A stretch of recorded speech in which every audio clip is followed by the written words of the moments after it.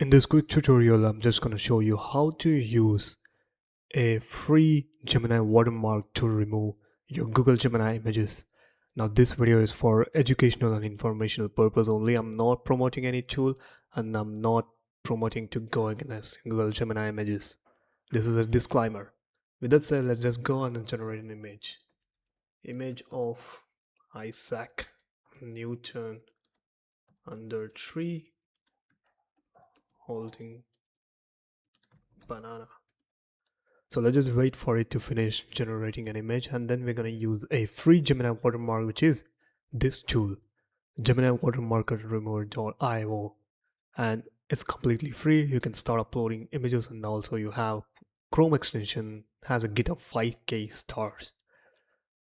So alright, it has completed generation, and you can see right here at the right side bottom you can see the Gemini watermark logo. I'm just going to download this and come here and simply drag and drop the Gemini image. Now once we do that, this is before, you can see right here, and this is after, and you can simply hit free download, or you can also copy download as a zip, add more photos, remove background, etc, etc. Now this tool is completely free. You can go here, go to Gemini Watermark Remover.io. It's absolutely crazy.